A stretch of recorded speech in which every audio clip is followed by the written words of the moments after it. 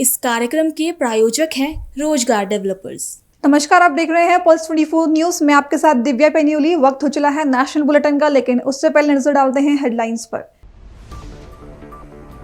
दमोह के तारादेही में बड़ी कार्रवाई, भगवती मानव कल्याण संगठन ने पकड़ी 40 पेटी अवैध शराब। पुलिस ने आरोपी पर आबकारी एक्ट में की कार्रवाई। बेमौसम बारिश से तापी जिले में फसलों को भारी नुकसान, मंत्री नरेश भाई पटेल की अध्यक्षता में समीक्षा बैठक, किसानों को राहत देने के निर्देश। हजारीबाग में पुलिस की बड़ी कार्रवाई, बछड़ा जंगल में इस टीएसपी संगठन के 2 सदस्य गिरफ्तार, पोस्टर और मोबाइल बरामद। कर्नाटक के धारवाड़ में मंत्री संतोष लाड का जनता दर्शन, बोले जनता की समस्याओं का तुरंत समाधान सरकार की प्राथमिकता।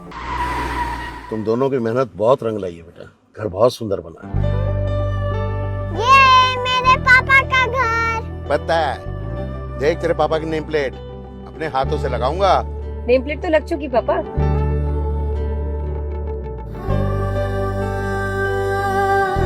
असल मेहनत तो आपने की है पापा, मुझे इस काबिल बनाने के लिए। वो जिंदगी भर किराए के मकान में रहे, लेकिन तो आज ये घर मेरा नहीं, ये है मेरे पापा का घर।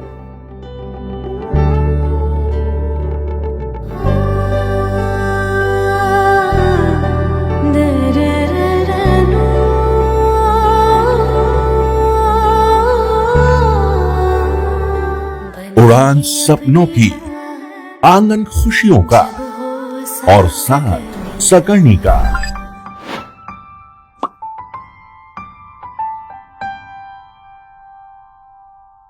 60 वर्षों से आपके साथ मनोरंजन और संस्कार का संगम, जानवी मैगजीन। अब खबरें विस्तार से। मध्य प्रदेश के दमोह जिले से बड़ी खबर सामने आई है। तारादेही थाना क्षेत्र के ग्राम समनापुर के पास भगवती मानव कल्याण संगठन की शाखा तेंदुखेड़ा के कार्यकर्ताओं ने एक पिकअप वाहन से 40 पेटी अवैध शराब पकड़ी है। बताया जा रहा है कि यह कार्रवाई संगठन के आंदोलन के तहत मंगलवार की शाम करीब 5 बजे की गई थी। वाहन से 5 पेटी प्लेन और 33 पेटी लाल मसाला शराब बरामद की गई। वाहन से पकड़े गए आरोपी का नाम आकाश मेहरा, पिता सर्वेश कुमार मेहरा, निवासी पाटन बताया जा रहा है। संगठन के कार्यकर्ताओं ने आरोपी की घेराबंदी कर पुलिस को सूचना दी। भाई साहब, आप लोगों ने शराब कहाँ से पकड़ी है? हम लोगों ने भगवती मानव कल्याण संगठन शाखा तेंदुखेड़ा और सेक्टर तारादेही के कार्यकर्ताओं को सूचना प्राप्त हुई थी कि एक ये लीलैंड गाड़ी है जो पिकअप है, इसमें 38 पेटी शराब आ रही है, जिसको भगवती मानव कल्याण संगठन ने घेराबंदी करके और थाना तारादेही पुलिस को सूचना दे करके इस 38 पेटी शराब को थाना तारादेही में जब्त करवाई है और एक आरोपी है। और इससे हम पूछना चाहते हैं कि भाई तू शराब कहाँ से कहाँ लेके आ रहा था? सामने कर मुँह। ये शराब किसके आदेश से तू कहाँ लेके आया था? बेलखाड़ी से तारादेही। किसके यहाँ पर? जी मेरे को मालूम नहीं। वहाँ से किसने भेजा था तुझे? उधर कलारी से लूट हुई। कौन सी कलारी? बेलखाड़ी से। यहाँ किसके यहाँ पर आए हैं? अब जी हमें नहीं तारादेही की बताई थी। तो आप देख सकते हैं कि एक आरोपी है और 38 पेटी ये अवैध शराब है। तो शासन प्रशासन की यहाँ पर पूरी अनदेखी है, जहाँ पर खुलेआम दिन दहाड़े पिकअप में बढ़िया लोड होकर के शराब आ रही है, अवैध शराब, और जिस पर कोई रोक नहीं लग रही है। मध्य प्रदेश सरकार के द्वारा और यहाँ के जो 2 मंत्री हैं, धर्मेंद्र सिंह और लखन पटेल के द्वारा प्रत्येक गांव-गांव शराब पहुंचाई जा रही है, ताकि समाज में लड़ाई झगड़े का माहौल पैदा किया जा सके, ताकि इस समाज में बहनें असुरक्षित रहें। इसी प्रकार से गांव-गांव प्रत्येक गांव-गांव शराब भेजी जा रही है। और आप देख सकते हैं बहुत बड़ी मात्रा में यह खेप पकड़ी गई है तारादेही थाना अंतर्गत। और इस पर मैं शासन प्रशासन से निवेदन करना चाहता हूं कि इस प्रकार से अगर आप समाज में खेपे पहुंचाओगे तो किस प्रकार से समाज की दुर्दशा होगी, आप स्वयं आंकलन कर सकते हैं। आप लाडली बहनों को आपने 1200 साढ़े 1200 रुपये दे रहे हो, मगर आज लाडली बहनों की क्या स्थिति, क्या दर्दनाक स्थिति हो रही है, ये समाज से कभी छुपा नहीं है। मगर परम पूज्य गुरुदेव भगवान श्री शक्तिपुत्र महाराज जी के निर्देशनों में भगवती मानव कल्याण संगठन रात दिन जग करके और इसी प्रकार से नाजायज खेपे पकड़वा रहा है, जिसका जिम्मेदार खुलेआम शासन प्रशासन और पूरी मोहन सरकार है। इस प्रकार से अवैध खेपे समाज के बीच में पहुंचाई जा रही हैं। इसकी पूरी मिली भगत यहाँ इस क्षेत्र के जबेरा क्षेत्र के मंत्री और विधायकों की मिली भगत से यह खेपे पूरे प्रत्येक गांव-गांव रखवाई जा रही हैं। गुरुवर श्री का यह संदेश, गुरुवर श्री का यह संदेश, हिंदू राष्ट्र भारत माता की जय, हिंदू राष्ट्र भारत माता की जय, वंदे वंदे भारतीय शक्ति चेतना पार्टी जिंदाबाद जिंदाबाद, भारतीय शक्ति चेतना पार्टी जिंदाबाद जिंदाबाद, भारतीय शक्ति चेतना पार्टी जिंदाबाद जिंदाबाद। गुजरात के तापी जिले में बेमौसम बारिश से किसानों की फसलों को भारी नुकसान हुआ। इसी को लेकर राज्य के आदिवासी विकास कैबिनेट मंत्री नरेश भाई पटेल की अध्यक्षता में जिला सेवा सदन में एक समीक्षा बैठक आयोजित की गई। इस बैठक में खेल, युवा सेवाएं और सांस्कृतिक गतिविधियों के राज्य मंत्री डॉक्टर जयराम भाई गामिन विशेष रूप से मौजूद रहे। बैठक के दौरान मंत्री नरेश भाई पटेल ने अधिकारियों को निर्देश दिए कि जिले में फसल क्षति का उचित और सटीक सर्वेक्षण रिपोर्ट जल्द से जल्द तैयार की जाए। खास કરીને ગઈકાલે અમારા માનનીય મુખ્યમંત્રી શ્રી ભૂપેન્દ્રભાઈ પટેલ સાહેબ, ઉપમુખ્યમંત્રી શ્રી હર્ષભાઈ સંઘવી અને કૃષિ મંત્રી જીતુભાઈ, નાણામંત્રી શ્રી કનુભાઈ અને મારા જેવા અનેક મંત્રીઓ સાથે એક બેઠક થઈ અને ગુજરાતમાં છેલ્લા 3 દિવસથી જે રીતે અતિવૃષ્ટિ વરસાદ ને એના કારણે પૂરા ગુજરાતની અંદર થઈ રહેલું નુકસાન અને એમાં પણ ઇફેક્ટિવ જિલ્લાઓ સૌરાષ્ટ્રના છે, દક્ષિણ ગુજરાતમાં સૌથી વધારે તાપી પણ છે, નવસારી, વલસાડ, આવા દક્ષિણ ગુજરાતના તમામ જિલ્લાઓમાં ઉભેલા પાકને ખૂબ મોટું નુકસાન થયું છે। એ નુકસાનને ધ્યાનમાં રાખીને તાત્કાલિક માન્ય મુખ્યમંત્રીશ્રી અને ઉપમુખ્યમંત્રીશ્રીએ મંત્રીશ્રીઓને જે વધારે નુકસાન થયું છે તેવા જિલ્લાઓમાં મોકલ્યા છે। એ જ રીતે તાપી જિલ્લાની અંદર અને નવસારીમાં હું અને મારા સાથી મંત્રી જયરામભાઈ સાથે તાપીની અંદર પણ અમે ખેતર સુધી ગયા છે, ત્યાં પણ સમીક્ષા કરી છે। વધારે કરીને ડાંગરને ખૂબ મોટું નુકસાન છે, મરચી, કપાસ અને લીલા શાકભાજી આવા અનેક પાકોને નુકસાન થયું છે। કલેક્ટર કચેરીની અંદર કલેક્ટરશ્રી, ડીડીઓશ્રી, અન્ય અધિકારીઓ, ખેતીવાડીના અધિકારીઓ સાથે પણ બેઠક કરી સમીક્ષા કરીને એનો પૂર્વ હજુ પણ વ્યવસ્થિત રીતે સર્વે કરાવીશું, પણ જેટલા પણ જે આંકડા આવ્યા છે એના આધારે ઘણું મોટું નુકસાન છે અને એ જે નુકસાન છે એ આવતીકાલે ચોક્કસ રીતે અમે માન્ય મુખ્યમંત્રીશ્રીને અને ઉપમુખ્યમંત્રીશ્રીને ધ્યાને દોરીશું અને આવનારા દિવસોમાં જે કંઈ સરકાર નક્કી નીતિ બનાવશે એ પ્રમાણે ખેડૂતોને કેવી રીતે મદદ કરી શકાય એ પ્રકારના અમારા પ્રયત્ન હશે। इसी बीच राज्य मंत्री डॉक्टर जयराम भाई गामित ने भी जिला और तालुका स्तर के अधिकारियों को निर्देशित किया कि सर्वेक्षण कार्य में कोई क्षेत्र छूटना नहीं चाहिए और जिन किसानों की फसलें वास्तव में प्रभावित हुई हैं उनका पूरा डेटा तुरंत तैयार किया जाए। ગઈકાલે ગુજરાતના માન્ય મુખ્યમંત્રી શ્રી ભૂપેન્દ્રભાઈ પટેલ સાહેબે સમગ્ર ગુજરાતમાં જ્યાં પણ વધારે વરસાદ છે અને જે ખેડૂતોને નુકસાન થયું છે એમના માટે તમામ વિસ્તારમાં જે મંત્રીશ્રીઓને મોકલવામાં આવ્યા છે અને આજે મારે પણ તાપી જિલ્લામાં અમારા કેબિનેટ મંત્રી શ્રી નરેશભાઈ પટેલ સાહેબ અને મારે આવવાનું થયું। એક બે ખેડૂતોની મુલાકાત પણ લીધી અને અત્યારે અધિકારીઓ સાથે વહીવટીતંત્ર સાથે મિટિંગ પણ કરી અને આ મિટિંગમાં ચર્ચા એવી કરવામાં આવી કે જ્યાં વરસાદ વધારે છે અને ખેડૂતોને જે પણ નુકસાન થયું છે એની સર્વે કરીને માહિતી મેળવીને સરકારમાં રજૂઆત કરીને આગામી દિવસોમાં ખાસ કરીને જે ખેડૂતોને નુકસાન થયું છે એને કઈ રીતે મદદ કરી શકે, કઈ રીતે વળતર મળે એના માટે પ્રયત્ન કરીને ખેડૂતોને મદદરૂપ થઈ શકે। झारखंड के हजारीबाग जिले से बड़ी खबर सामने आई है। केरेडारी के पचड़ा जंगल में पुलिस ने देर रात टीएसपीसी संगठन से जुड़े 2 सक्रिय सदस्यों को गिरफ्तार किया है। एसपी अंजनी अंजन सिंह को गुप्त सूचना मिली थी कि प्रतिबंधित संगठन के कुछ सदस्य जंगल से जुटे हुए हैं।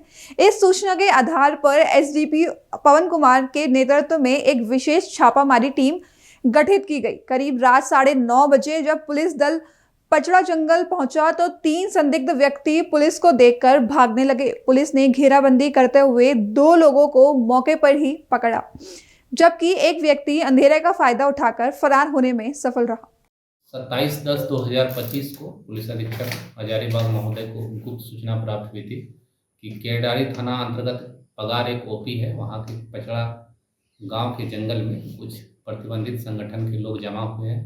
प्राप्त सूचना के आलोक में एसडीपीओ बड़गांव के नेतृत्व में एक टीम बनी थी, जिनके द्वारा काफ़ी प्रोफेशनल तरीके से 2 व्यक्तियों को हम लोगों ने गिरफ्तार किया है। एक प्रदीप गंजू है और एक विनय शाह है, जिनका पूर्व में काफ़ी लंबा आपराधिक इतिहास रहा है। इनके द्वारा जो उस क्षेत्र में काम कर रही कोल कंपनियां हैं, उनसे लगातार ये लोग फ़ोन के माध्यम से लेवी की मांग कर रहे थे और पीएलएफआई के बैनर तले इनको पर्चा भी भेजा था और साथ ही केरडारी एवं पगार ओपी अंतर्गत विभिन्न क्षेत्रों में इनके द्वारा पर्चा भी सटा गया था। और बरामदगी के क्रम में इनके पास से घटना में प्रयुक्त जो मोबाइल था, जिनके माध्यम से धमकी देते थे, उनको हम लोग ने विधिवत बरामद किया है। साथ ही इनके पास से हम लोग ने पर्चा बरामद किया है और साथ ही मोटरसाइकिल भी बरामद किया है, जिनके माध्यम से घूम कर ये पर्चा साटते थे। इनमें कुछ 4 लोग शामिल थे। 2 लोगों की हम लोगों ने गिरफ्तारी की है। एक लोग घटनास्थल से लोग भाग गए हैं और आगे विभिन्न लोगों की या अन्य लोगों की संलिप्तता है, इस बिंदु पर हम लोग विधिवत जांच कर रहे हैं। तदनुसार आगे की कार्रवाई की जाएगी। आज दोनों गिरफ्तार अभियुक्त को हम लोग माननीय न्यायालय में प्रेषित कर रहे हैं। कर्नाटक के धारवाड़ जिले से एक खबर सामने आई है। राज्य के श्रम मंत्री और धारवाड़ जिले के प्रभारी मंत्री संतोष लाड ने जिले के कलघटगी शहर में बम्मी गट्टी क्रॉस के पास पटन पंचायत के सांस्कृतिक भवन में जिला प्रशासन और अधिकारियों के साथ जनसंपर्क बैठक की अध्यक्षता की। इस दौरान मंत्री लाड ने कहा कि सरकार जनता की समस्याओं के समाधान के लिए पूरी तरह प्रतिबद्ध है। लोगों की शिकायतें सीधा सुनने के लिए जनता दर्शन कार्यक्रम आयोजित किया जा रहा है, ताकि हर व्यक्ति की आवाज प्रशासन तक पहुंचे। मंत्री ने जानकारी दी कि अब तक 17 जनता दर्शन कार्यक्रम सफलतापूर्वक आयोजित किए जा चुके हैं, जिसमें 3000 से अधिक आवेदनों का निस्तारण किया गया है। जनता दर्शन तालूಕು ಮಟ್ಟದಲ್ಲಿ ಜಿಲ್ಲಾ ಮಟ್ಟದಲ್ಲಿ ಮಾಡಬೇಕಂತ ಹೇಳಿ ಸನ್ಮಾನ್ಯ ಮುಖ್ಯಮಂತ್ರಿಯವರು ನಮಗೆ ಕಳೆದ 2 ವರ್ಷದಿಂದ ಏನು ಆದೇಶ ಮಾಡಿದ್ರು, ಅಲ್ಲಿಂದ ನಮ್ಮ ಜಿಲ್ಲೆಯಲ್ಲಿ ನಾವು ಜನತಾ ದರ್ಶನ ಮಾಡ್ತಾ ಬಂದಿದ್ದೇವೆ। ಡಿಸಿಯವರಾಗಿರ್ಬೋದು, ನಮ್ಮ ನೇತೃತ್ವದಲ್ಲಾಗಿರ್ಬೋದು, ಒಟ್ಟಾರೆ ಜಿಲ್ಲಾ ಮಟ್ಟದಲ್ಲಿ ತಾಲೂಕು ಮಟ್ಟದಲ್ಲಿ ಇವರಿಗೆ 18ನೇ ಜನತಾ ದರ್ಶನ ನಾವು ಮಾಡ್ತಕ್ಕಂಥದ್ದು। ಇವತ್ತು ಈ 18 ಜನತಾ ದರ್ಶನದ ಮುಖಾಂತರ 3000ಕ್ಕೂ ಹೆಚ್ಚು ಅರ್ಜಿಗಳು ನಮ್ಮಲ್ಲಿ ಬಂದಿದ್ದಾವೆ। ಎಲ್ಲ ಅರ್ಜಿಗಳನ್ನ ವಿಲೇವಾರಿ ಮಾಡಿದ್ದೇವೆ। ಹಾಗಾಗಿ ಈ ಕಾರ್ಯಕ್ರಮದಿಂದ ರೈತರಿಗೆ, ಬಡವರಿಗೆ ಅನುಕೂಲ ಆಗ್ತಕ್ಕಂಥ ಈ ಒಂದು ಜನತಾ ದರ್ಶನದಲ್ಲಿ ನಾವೆಲ್ಲರೂ ಪಾಲ್ಗೊಂಡಿದ್ದೇವೆ। ತಾಲೂಕು ಮಟ್ಟದ ಎಲ್ಲ ಅಧಿಕಾರಿಗಳು, ಜಿಲ್ಲಾ ಮಟ್ಟದ ಎಲ್ಲ ಅಧಿಕಾರಿಗಳು ನಾವೆಲ್ಲ ಸೇರಿದ್ದೇವೆ। ದಯಮಾಡಿ ಇಲ್ಲಿ ಬಂದಿರತಕ್ಕಂಥ ಕಲಘಟಗಿಯ ಎಲ್ಲ ಮತ ಬಾಂಧವರಲ್ಲಿ, ಅಣ್ಣ ತಮ್ಮಂದರಲ್ಲಿ, ಅಕ್ಕ ತಂಗಿಯರಲ್ಲಿ ಮನೆ ಮಾಡಿಕೊಳ್ಳತಕ್ಕಂಥದ್ದು ಶಾಂತವಾಗಿದೆ। 4 ತಾಸಾಗಿ 5 ತಾಸಾಗಿ ನಾವು ಹೇಳ್ತೀವಿ, ಪ್ರತಿಯೊಬ್ಬರಲ್ಲಿ ಬಂದಿರತಕ್ಕಂಥ ನಿಮ್ಮ ಅರ್ಜಿಯನ್ನ ನಾವು ಸ್ವೀಕಾರ ಮಾಡ್ತೀವಿ, ಸ್ವಲ್ಪ ಸಮಾಧಾನವಾಗಿ ಇರಬೇಕಂತ ನಮ್ಮಲ್ಲಿ ಮನವಿ ಮಾಡಿಕೊಳ್ತಾ, ಈಗ ನಾವು ಅರ್ಜಿದಾರರನ್ನ ನೀವು ಒಬ್ಬೊಬ್ಬರಿಗೆ ಅರ್ಜಿದಾರರನ್ನ ಕರೆಸಿ ಪ್ರಾರಂಭ ಮಾಡಬೇಕಂತ ನಮಗೆ ಹೇಳಿ, ಇಲ್ಲಿ ಸೇರಿರ್ತಕ್ಕಂಥ ಎಲ್ಲ ಅಧಿಕಾರಿಗಳಿಗೆ, ಸಾರ್ವಜನಿಕರಿಗೆ ಮತ್ತೊಮ್ಮೆ ಸ್ವಾಗತವನ್ನು ಕೋರಿ ಈ ಒಂದು ಜನತಾ ದರ್ಶನ ಪ್ರಾರಂಭ ಮಾಡ್ತಾ ಇದ್ದೇವೆ। ನಾವು ಜಿಲ್ಲಾಡಳಿತ, ಅದೇ ರೀತಿಯಾಗಿ ನಮ್ಮ ತಾಲೂಕು ಮಟ್ಟದ ಆಫೀಸರ್ಸ್ಗಳು ಎಲ್ಲ ಪ್ರಾಮಾಣಿಕವಾಗಿ ಸಮಯದ ಒಂದು ಪಾಬಂದಿ, ಸಮಯವನ್ನು ಹತ್ತದಲ್ಲಿ ಇಟ್ಟುಕೊಂಡು, ಗಮನದಲ್ಲಿ ಇಟ್ಟುಕೊಂಡು ನಾವು ಆದಷ್ಟು ಬೇಗನೆ ಇವರೆಲ್ಲ ಅರ್ಜಿಗಳನ್ನ ವಿಲೇವಾರಿ ಮಾಡಲಿಕ್ಕೆ ಒಂದು ಪ್ರಯತ್ನ ಮಾಡ್ತೀವಿ ಅಂತ ಈ ಸಂದರ್ಭ ಹೇಳಿಕೆ ಬಯಸ್ತೇನೆ. ವಿಶೇಷವಾಗಿ ಎಲ್ಲಾ ಸಾರ್ವಜನಿಕರು, ಕಲಘಟಗಿ ಮತಕ್ಷೇತ್ರದ ಎಲ್ಲಾ ಸಾರ್ವಜನಿಕರು, ಜೊತೆಗೆ ಬೇರೆ ಬೇರೆ ಜಿಲ್ಲೆಯಿಂದ ಕೂಡ, ಬೇರೆ ಬೇರೆ ತಾಲೂಕಿನಿಂದ ಕೂಡ ಕೆಲವು ಅರ್ಜಿಗಳು ಬಂದಿದ್ದಾರೆ. ಅವೆಲ್ಲ ಅರ್ಜಿನ ವಿಲೇವಾರಿ ಮಾಡ್ತೀವಿ. ಅದಕ್ಕೆ ವಿಶೇಷವಾಗಿ ನಮ್ಮ ಜಿಲ್ಲಾಡಳಿತ ಎಲ್ಲ ಆಫೀಸರ್ಸ್ಗಳು, ತಾಲೂಕಿನ ಎಲ್ಲ ಆಫೀಸರ್ಸ್ಗಳು ಭಾಗವಹಿಸಿದ್ದೀರಿ. ಊಟದ ಇದೇ ದಯಮಾಡಿ ನಮ್ಮ ಮನೆಗೂ ಬರಬೇಕು, ತಾವೆಲ್ಲ ಊಟ ಮಾಡ್ಕೊಂಡು ಹೋಗ್ಬೇಕಂತ ನಮ್ಮಲ್ಲಿ ಮನವಿ ಮಾಡಿದಂತ ಎಲ್ಲ ವಿಶೇಷವಾಗಿ ಮತ್ತೊಮ್ಮೆ ಮಗದೊಮ್ಮೆ ಕಲಘಟಗಿ ಮತಕ್ಷೇತ್ರದ ಎಲ್ಲ ಜನತೆಗೆ ನಾನು ಮಾತನ್ನು ಕೊಡ್ತೇನೆ.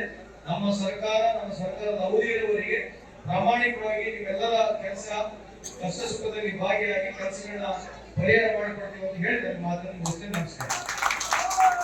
बिहार चुनाव 2025 के लिए महागठबंधन के घोषणा पत्र पर भाजपा नेता संजय जायसवाल ने कहा, तेजस्वी यादव को बताना चाहिए कि हर परिवार में अगर वे सरकारी नौकरी दे देंगे तो लोगों के पास जन वितरण की सुविधाएं छिन जाएंगी। बिहार के सारे लोगों को आपका शासन आने के बाद सभी प्रकार के लाभ से वंचित करने का जो ये खतरनाक प्लान बनाया, इसको बिहार की जनता नकार देगी और आपको इस बार 10 सीटें भी नहीं मिलेगा। बिहार में झूठों की जबरदस्त खेती हो रही है। अभी एक नेताजी बोल ही रहे थे कि इस बार जो आएगा छठ में वो किसी को भी वापस जाने का नहीं है, सब लोग अपना घर द्वार बिजनेस सब छोड़ के यहाँ बसे। अब एक दूसरे नेताजी कल हम लोगों ने देखा कि सुने थे कल महागठबंधन का घोषणा पत्र जारी होगा, परंतु महागठबंधन का घोषणा पत्र जारी नहीं हुआ।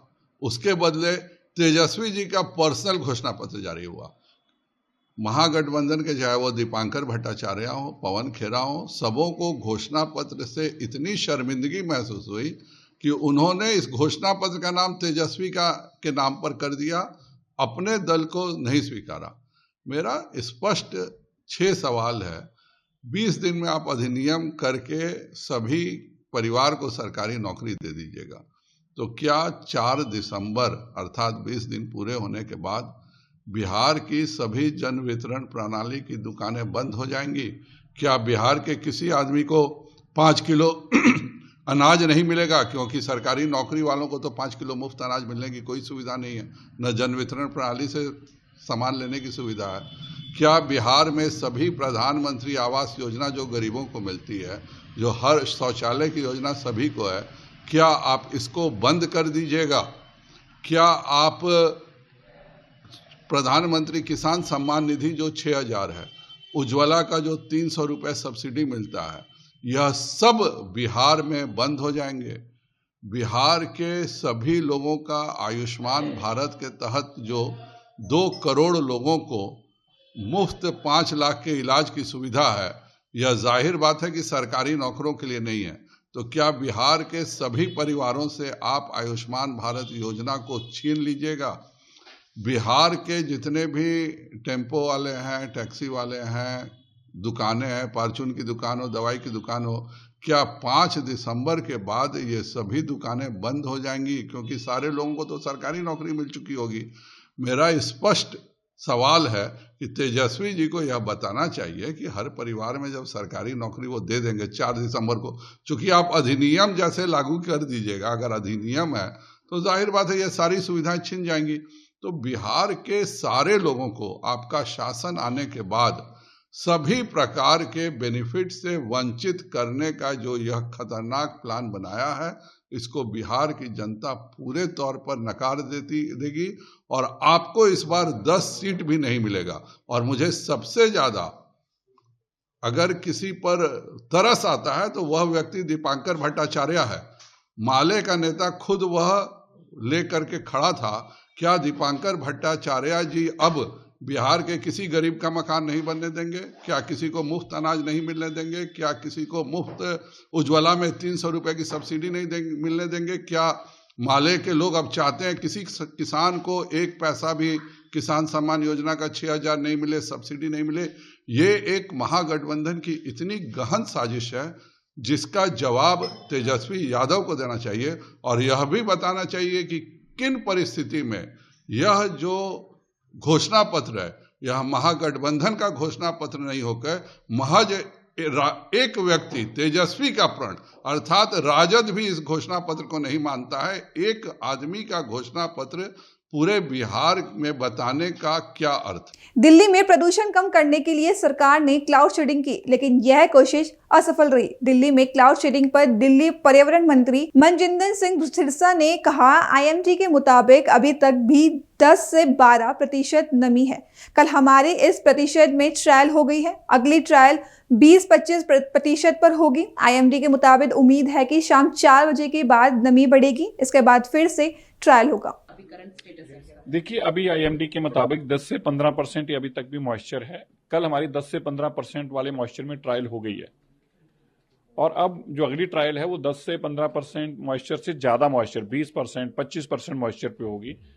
शाम तक की उम्मीद है जो आईएमडी के मुताबिक कि शाम 4 बजे के बाद मॉइस्चर और बढ़ने की उम्मीद है। तो जैसे ही मॉइस्चर की रिपोर्ट आएगी तो अगली ट्रायल फिर से शुरू की जाएगी। देखिए, ऐसा होता है, ये प्रोसेस है कि बादलों के अंदर नमी कितनी है, उनके अंदर कितना पानी है। अगर 10 से 15% नमी है, मॉइस्चर है, उस कंटेंट में अभी तक की हिस्टोरिकली जो आईआईटी का मानना है कि उनका जो केमिकल जो उन्होंने मिक्सचर बनाया है केमिकल का वो परफॉर्म करेगा और उस स्टडी के लिए उन्होंने आगे फर्दर किया। 50% जो मॉइस्चर होता है उतने जेनरिक तो बरसात हो जाती है, 50% मॉइस्चर पे तो हो जाती है।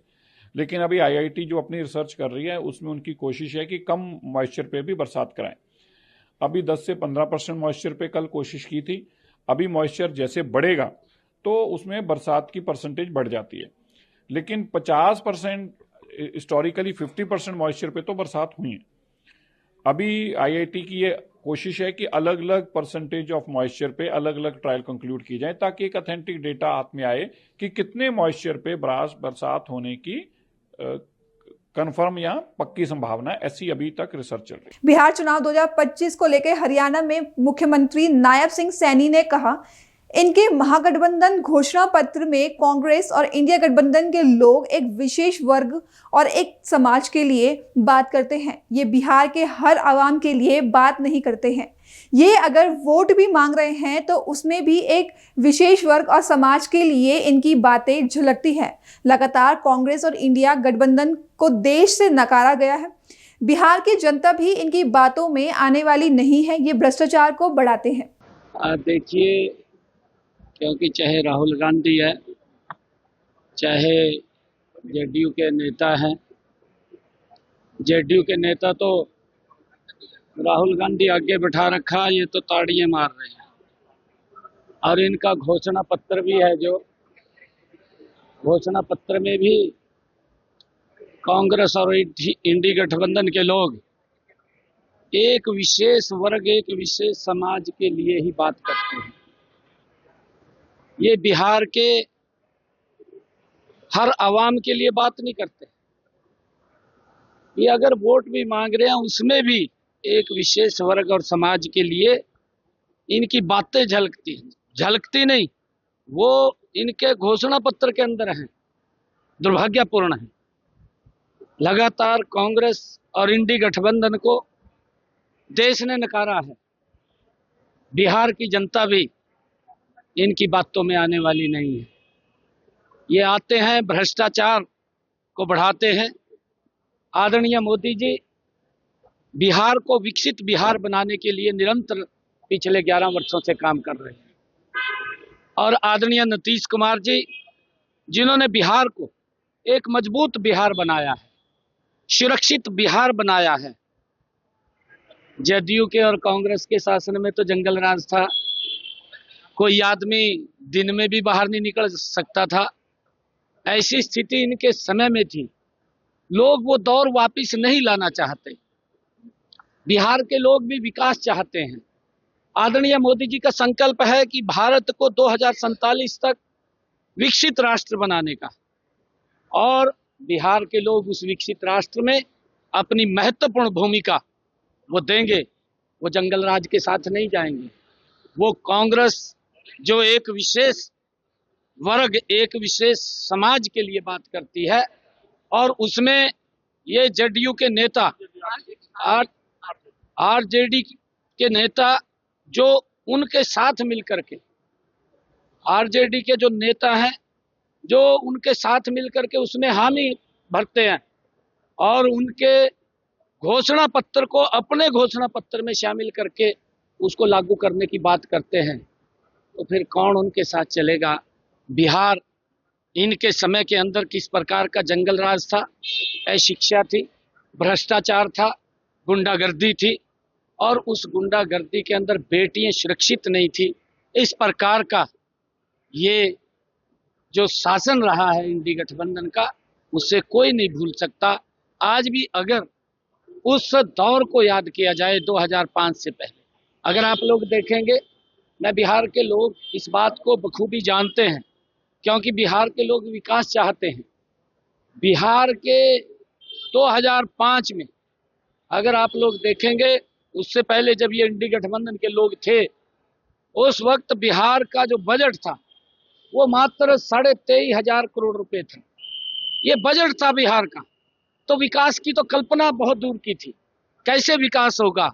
और उस बजट के अंदर भी बहुत सारा बजट इनके चहेतों को इनके घर के अंदर चला जाता था, परंतु नीतीश कुमार जी ने आकर के उस बजट को बढ़ाया।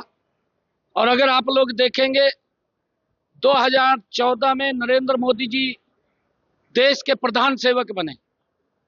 2014 से पहले कांग्रेस की सरकार देश के अंदर थी, यूपीए की सरकार। ये इंडी गठबंधन के लोग इकट्ठे थे। मात्र कांग्रेस और इंडी गठबंधन के लोगों ने 10 सालों में बिहार के विकास के लिए मात्र 2 लाख करोड़ रुपए भेजे।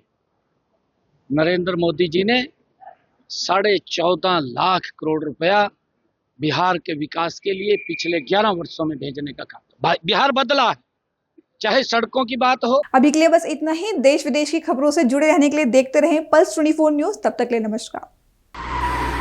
तुम दोनों की मेहनत बहुत रंग लाई है बेटा, घर बहुत सुंदर बना है। ये मेरे पापा का घर। पता है, देख तेरे पापा की नेम प्लेट अपने हाथों से लगाऊंगा। नेम प्लेट तो लग चुकी पापा।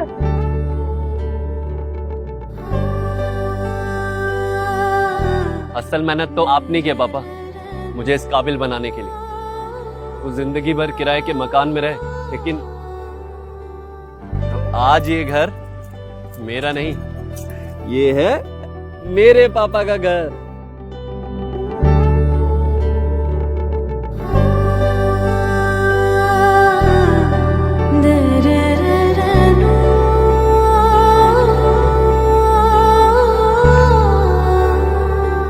उड़ान सपनों की, आंगन खुशियों का, और साथ सकर्णी का।